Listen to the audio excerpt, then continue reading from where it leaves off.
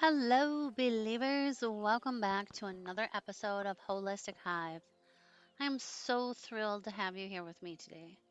For those of you who are new, this podcast is all about nurturing the mind, body, and soul with holistic wellness tips, delicious recipes, and inspiring stories. I'm excited to dive into this week's episode where I'll be sharing my latest obsession, discussing some fascinating news in the wellness world and wrapping up with a helpful wellness tip. So let's get buzzing. All right, let's kick things off with my current obsession. Lately, I've been absolutely loving good chop. I discovered it a few weeks ago and it's quickly become a staple in my household. My husband and I have been buying our beef and pork from a local farmer for the last 15 years and honestly don't want to go back. But our cattle rancher has decided to no longer do it due to a change in their life, so we have been on the search for another. When I heard about this subscription box, I immediately went to their site to check it out and show my husband. He was down to try, so we did it. We went with the small box to test this out and see if we liked the cuts and flavor. The small box comes with 36 portions or 14 pounds of meat that you can select. We went with boneless ribeye steaks, chicken breasts, smoked sockeye salmon, ground beef, bacon, and Florida shrimp. The large box is, the large box is aimed towards families with a total of 72 portions or 28 pounds of meat. And the XL box had 108 portions or 42 pounds of meat. The pricing is reasonable and it's delivered right to my door each month. I also love that I receive a variety of high quality meats, which helps keep my recipes diverse and ensures I'm getting a good range of nutrients. Their whole pledge is to bring people an online butcher that they can trust by bringing you quality meat and seafood from domestic family farms and fisheries that are raised responsibly. This part is what I am so excited about because this means the animals are cared for in a great way before being processed for consumers. Plus, it supports farmers and agriculture, which I am very passionate about. When it comes to shipping, you do not need to fret about your meat being rotten by the time you get home from work because the meat is frozen at peak freshness, then it is packaged in dry ice, keeping cold and fresh for you. Plus, all of their packaging is eco friendly. If you would like to try for yourself, I do have a great deal for you. And you get 3 cuts of meat with for free in your first purchase, along with a discount on future boxes. Just follow the link in the show notes. Have any of you tried a meat delivery service? I'd love to hear about your experiences or any tips that you have. Now let's move on to our news segment for today. I came across these interesting articles. Is organic worth the extra cost? And fast fashion. This caught my attention because I had the impression that organic means no pesticides were used on the plants. They were better for your health, and that glyphosate was to be avoided at all costs as it causes cancer. And my daughter brought to my attention the practices of the fast fashion sellers after I was sucked into purchasing some items from them. Yeah, I fuck up sometimes, but that is how we learn. So I did some research on it and found some pretty crazy stuff that I had never thought of before in regards to health. For a product to be labeled organic in the United States, it must meet specific standards set by the U.S. Department of Agriculture. And these include no synthetic fertilizers or pesticides, no GMOs, no antibiotics or growth hormones for animals, sustainable farming practices. The decision regarding whether to spend extra for organic foods is a personal choice. Heckler said the following items are worth the cost: eggs for a higher nutritional value and animal welfare, meat and poultry to avoid antibiotics and hormones, dairy products for the same reason as eggs and meat and poultry.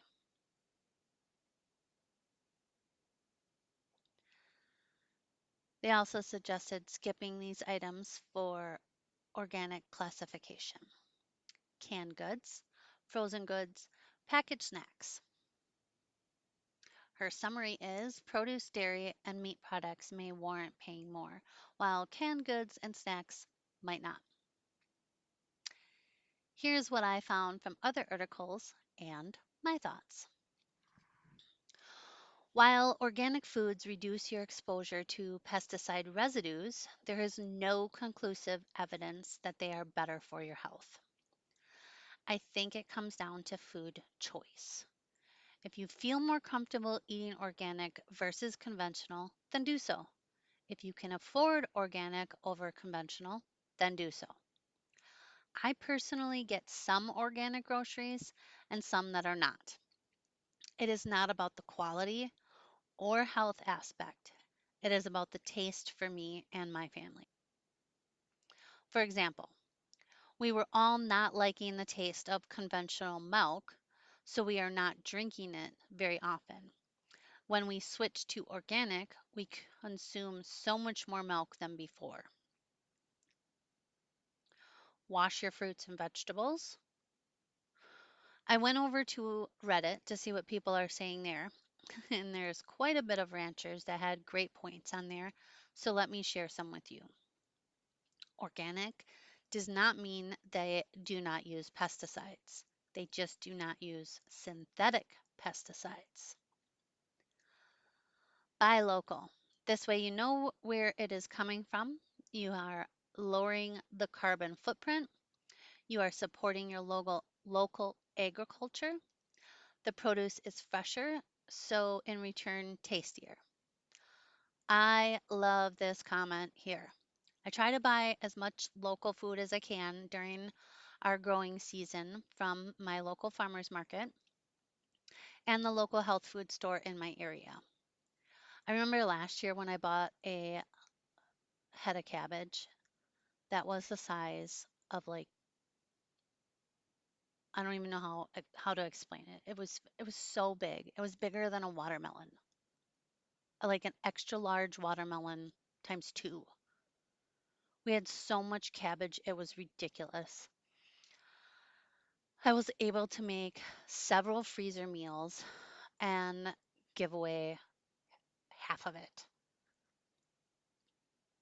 And the thing was less than $5. I saw several comments pointing people to the Dirty Dozen list. Rebuttals on this have been stated that the Dirty Dozen list is complete mongering. So I had to dig deeper into this as well because I have fallen into the list of people who have only bought organic from the Dirty Dozen list or just completely avoided it due to not being able to afford it. And avoiding food is not a good option either. It is way better to get a wide variety of all fruits and vegetables, proteins, specifically animal proteins, and whole grains. So, back to whether or not the Dirty Dozen list is garbage or not. Here's what I found.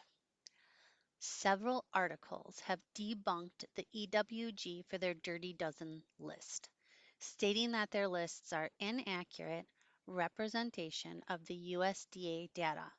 The residue levels on conventional produce are so low, the risk is no different than organic pesticides. The Dirty Dozen list does not indicate how much residue is on any of the produce, which is needed to determine if the amount consumed is harmful. One article stated that if junk science were a competition, the EWG's annual Dirty Dozen list would routinely make the finals. Ouch. So, from what I found, several reputable sources stated the Dirty Dozen list is garbage.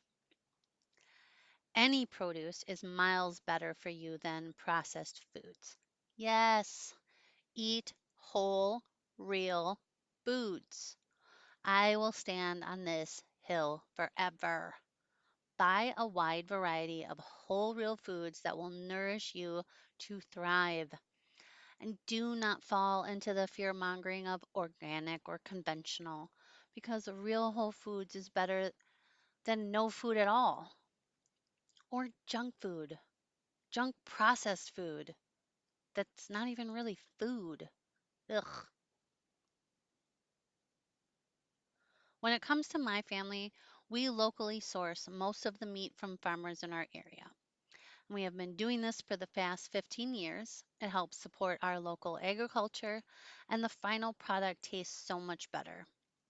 It is not organic meat, yet it is pasture raised and grain finished to get that beautiful marbleization of fat, because that's where the real flavor is anyway. We do this for our beef and pork. We are also big into hunting and fishing, so we have plenty of wild game in our freezers to get a wider variety of proteins in our diet. And as I stated before, I also try to buy from local farmers for our produce when I can.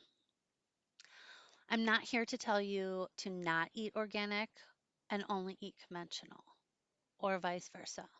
I just want you to be informed on the marketing tactics that are used to fearmonger you into buying higher price items. And with the way the current economy is, it's hard enough to get enough food for a reasonable price, even when buying only conventional, especially if you have teenage boys living in your home. Yes, that's me. I have teenage boys living in my home. They're eating me out of house and home. Send help. If you can afford organic and you prefer to only buy organic, you do you. If you can only afford some organic and some conventional, then do that. And if you can only afford conventional, then do that. The main thing you need to really focus on here is to get a wide, repeat, wide variety of whole, real food. Read my book if you want more information on it. Nourish to Thrive. If you want even more information about your food, go listen to Discover Egg with Natalie Kavorik and Tara Vander Dusen. They do an incredibly great job of bringing you science backed information about it. They have several episodes that provide you with fact based information about organic versus conventional. Okay, now let's move on to the next topic I found. Fast fashion is destroying your health. Let's dive into some of the highlights. Clothes aren't eaten and digested, but that doesn't mean you can't damage our health. Through dermal absorption, a natural process that allows skin to absorb 60% of direct contact chemicals into the bloodstream in 26 seconds. The toxic chemicals in our clothing can easily enter our bloodstream.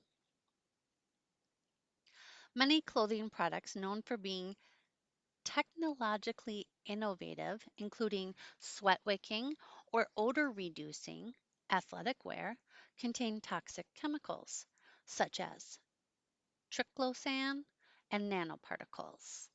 They are rapidly absorbed when clothing is exposed to heat as the body works up a sweat during exercise. Triclosan is dangerous because it can act like estrogen, which can increase breast cancer risk, cause hormone imbalances, and be resistant to certain bacteria. The first thing that comes to mind here is that black coating on pans that was sued for causing cancer. What was the name of that again?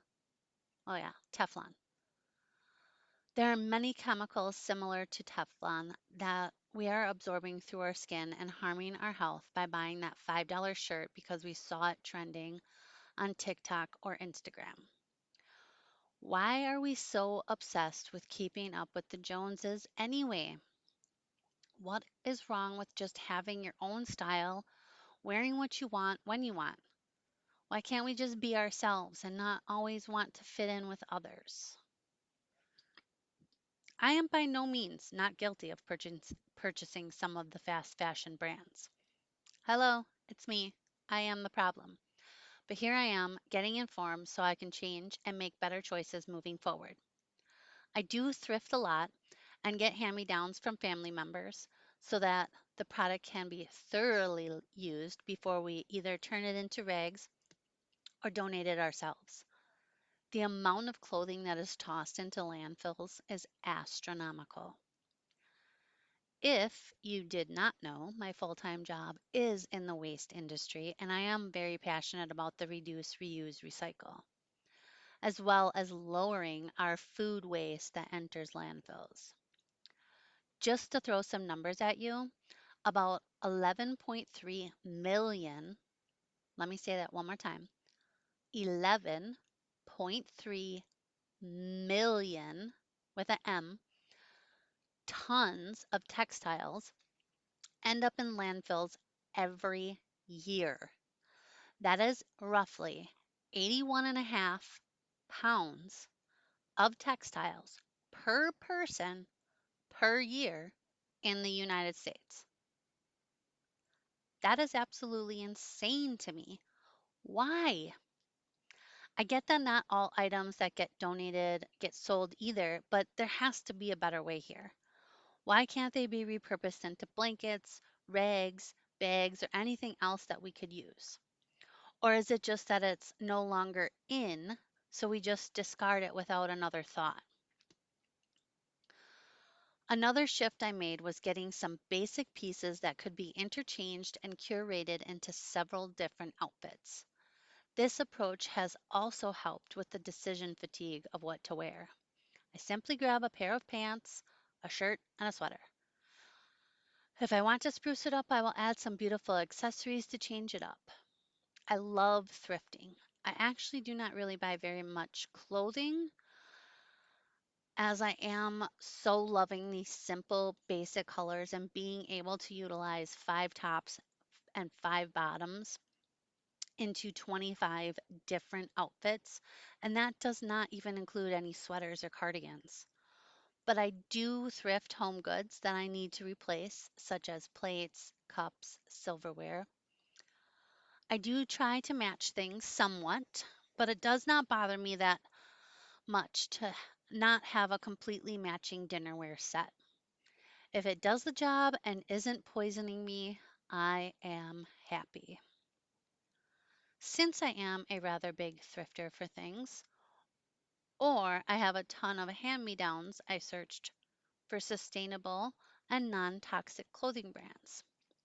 Here's what I found: microfibers that come from common textiles, such as polyester, are small enough to easily escape waste treatment plants and into the ocean, where they are eaten by autotrophs working up the food chain to fish and humans. Well, if all of this is getting into the water supply and contaminating the fish or seafood, what is it doing to us when we consume that fish or seafood? So then I followed this link, and here are 5 tips to shop sustainably. They highlighted this website within the article, goodonyou.eco, stating they rank clothing based on their impact on people, the planet, and animals. And although my first thoughts were cool, this should have some great brands on here that are sustainable and good for you, but as I scrolled through, they were just promoting a lot of vegan fashion, which is a whole other topic that I cannot get behind, as I believe we should be using an animal from nose to tail for all of its wonderful uses, which actually makes a more sustainable solution than vegan clothing.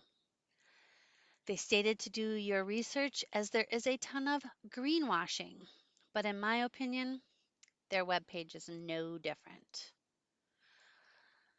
So, to be completely honest, I did not dig much further into their website because I can't advocate for vegan fashion or not shearing sheep. Because if you know anything about sheep, if you do not trim their wool, it would just continue to grow and eventually kill the sheep slowly. So, what is the cruelty in shearing a sheep? If you have an answer, please reach out. Let me know. My last thought on all of this is to stop falling for the social media ads promoting these fast fashion trends. By the time you even get your order with that TikTok meme, there is already a new trend starting, so it's a waste of money. Go with classic, timeless pieces that could be interchanged to create a multitude of outfits while still keeping things simple and never out of style. I think it's so important to stay informed about these developments in the wellness world. If you have any thoughts on this topic or have read anything interesting lately, I'd love to hear about it. Now, for the final segment of today's episode, I want to share a quick wellness tip that you can try at home. Before I jump in, I want to remind you that I would really love for this section to be a spot to highlight you guys. So send me in those recipes, stories, tips, or tricks, or an article you would like me to read and discuss on the pod. This week, I'm focusing on getting my shit together: self care, happiness, inner peace, and time management. Self care, because let's be real, if we don't take care of ourselves, who will? Make self care a non negotiable part of your routine. Treat yourself to that bubble bath, indulge in some guilty pleasure TV, or simply take a damn nap. Whatever makes you feel good, do it. Happiness. Screw the naysayers and embrace, embrace the joy in life. Surround yourself with people who lift you up and do more of what makes your heart sing. And always remember to laugh at life's absurdities. Happiness is a choice, so choose wisely. Inner peace. In a world full of chaos, finding inner peace is like finding a hidden treasure. Practice mindfulness, let go of things beyond your control, and embrace the art of Zen. Trust me, it's worth it. Time management. Time is a precious commodity, so don't waste it on things that don't matter. Set boundaries, prioritize your tasks, and learn to say no to things that drain your energy. Your future self will thank you. I hope you give this a try and enjoy the benefits. If you do, be sure to let me know how it goes and share any tweaks you made to it. Tag me on socials. That's it for today's episode of Holistic Hive. I hope you found some inspiration, insight, or maybe just a bit of joy today. If you enjoyed what you heard, I'd be incredibly grateful if you could take a moment to rate and review the podcast on your favorite platform. Your feedback helps more listeners find us and join our wellness journey. Don't forget to follow me on social media for more updates, tips, and behind the scenes content. You can find all the links to my profiles along with more information and resources over on my website. And if you're looking for even more exclusive content or just want to support the show, be sure to check out my Patreon page. Thank you so much for tuning in. Until next time, take care of your mind, body, and soul. And remember, wellness is a journey we're all on together. Be well, my friends.